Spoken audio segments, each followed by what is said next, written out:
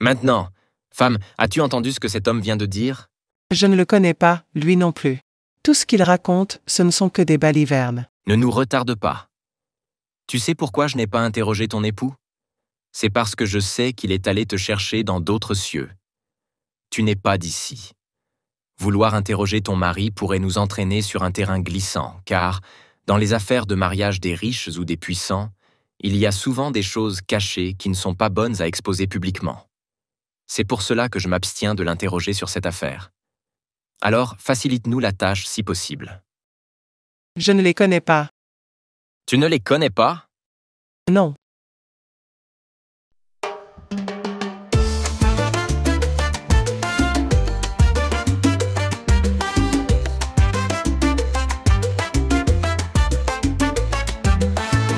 Des histoires vibrantes, nos cultures en couleur, l'âme de notre continent dans chaque séquence. Sur Sabaridougou TV, l'Afrique rayonne, des récits animés qui touchent nos cœurs.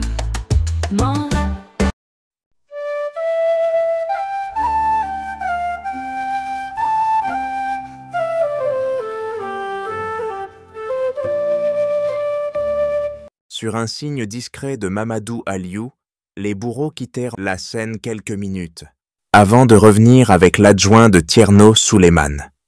L'imam, maintenant au milieu du cercle formé par l'assemblée, leva les yeux et aperçut la femme assise. Un instant de confusion se peignit sur son visage. Oumou! Oumou! Ou bien, ce n'est pas elle. Pourquoi avez-vous appelé cette femme Oumou? La connaissez-vous?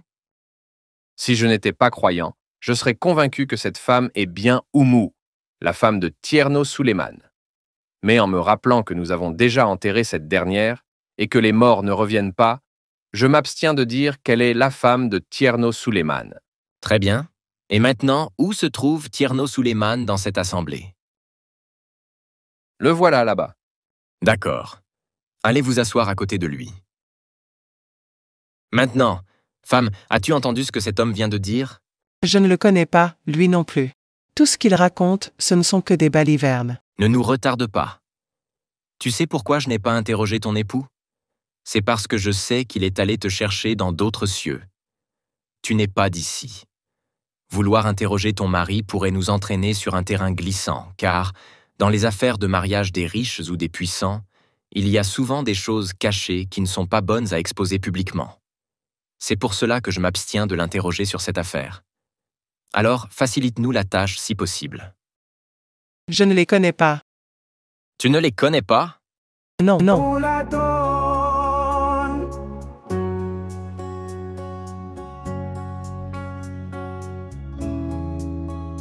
Mamadou Aliou fit un signe aux bourreaux. Ils s'éclipsèrent brièvement avant de revenir avec l'une des filles de Tierno Souleymane. Dès que la fille vit la femme, elle poussa un cri déchirant. Maman, c'est toi? Oh mon Dieu! Tenez Maman! cette fille. Je ne la connais pas. Je ne l'ai pas mise au monde. Jeune fille, qui est cette dame? C'est ma mère. Fais attention, nous sommes en justice ici. Si tu accuses cette femme à tort, la loi s'appliquera à toi. Ta mère n'était-elle pas la femme de Tierno Souleymane? Oui, elle l'était. L'a-t-on pas enterrée? Oui, on l'avait enterrée. Alors, comment cette femme peut-elle encore être ta mère? Je ne sais pas l'expliquer, mais elle est ma mère en tout cas. Alors tu as tort, et nous allons appliquer la loi. Non!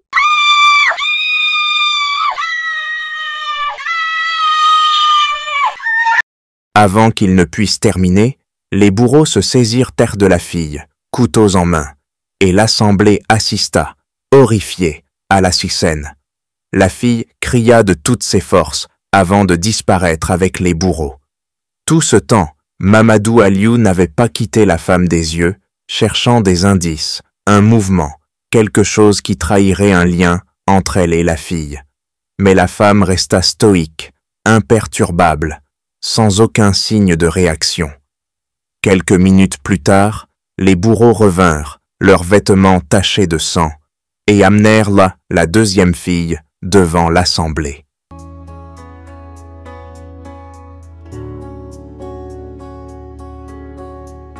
Maman, c'est toi?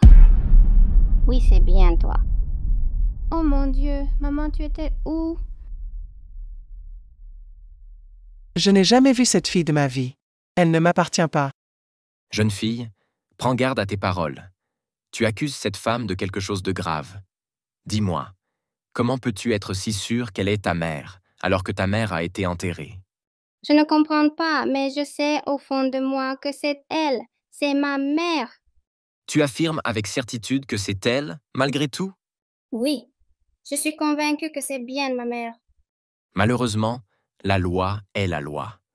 Si tu persistes dans cette accusation sans preuve concrète, tu risques gros. Et comme tu n'as aucun autre argument que ton instinct, nous devons faire ce qui est nécessaire. Non! Maman, papa.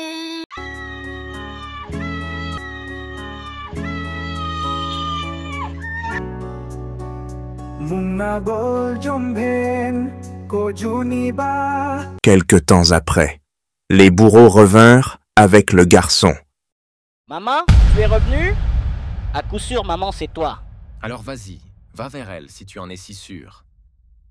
Non, je n'irai pas. Les intentions de ma mère d'hier ne sont pas celles d'aujourd'hui, mais quoi qu'il en soit, c'est ma mère, je le sens. Jeune homme, dis-moi, est-ce que ta mère est vivante? Non, elle est morte, mais c'est elle, assise là, devant moi. Femme, connais-tu ce garçon? Non, je ne l'ai jamais vue.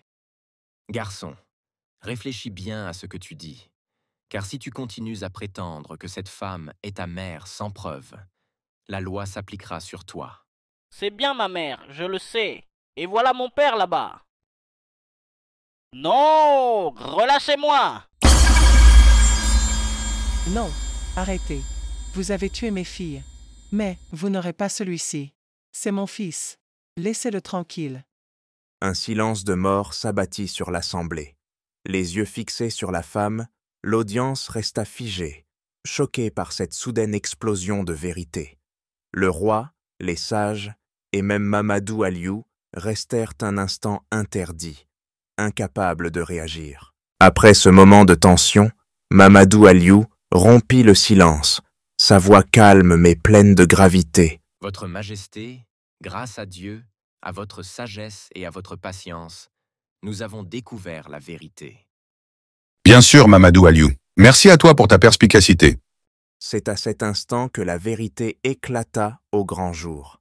La femme était effectivement Oumou, la prétendue épouse décédée de Tierno Souleymane.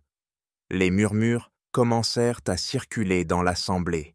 Les regards se tournèrent vers le roi et les sages, tandis que Mamadou Aliou, qui avait orchestré cette scène, resta silencieux, observant l'issue de son plan.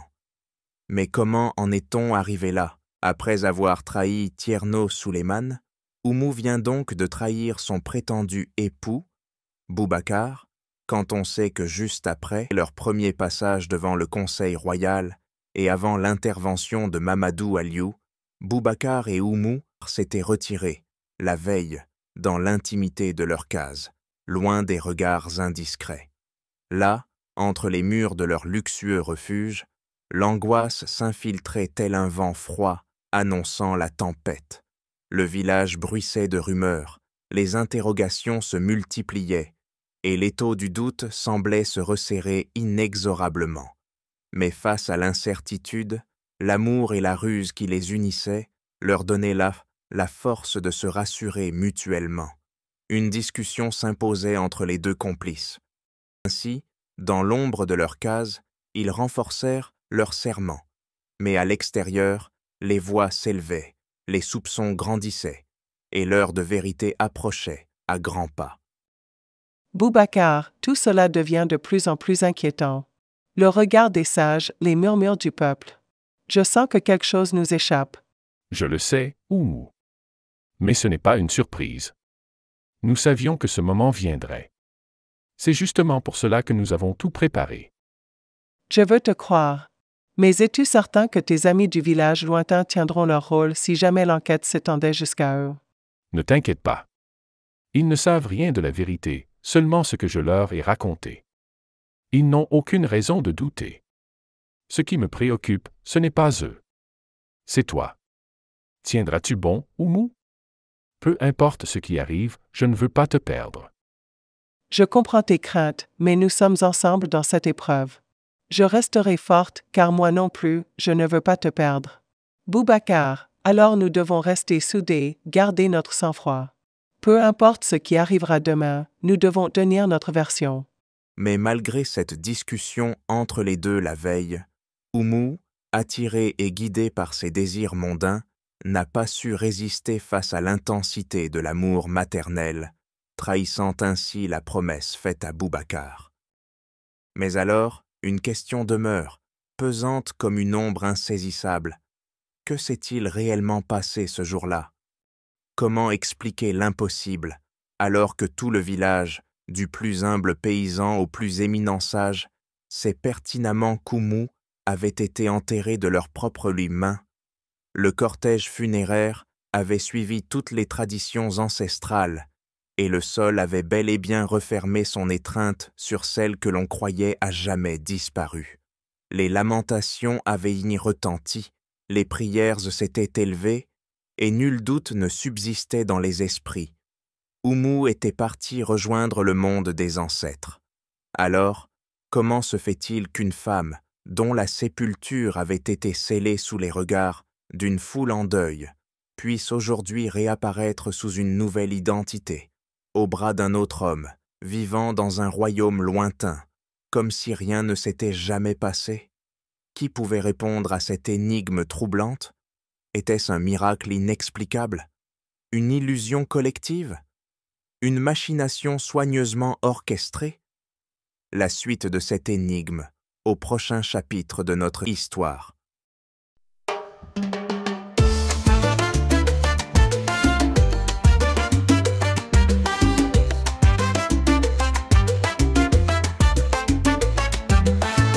Des histoires vibrantes, nos cultures en couleur, l'âme de notre continent dans chaque séquence. Sur Sabaridougou TV, l'Afrique rayonne, des récits animés, et tout.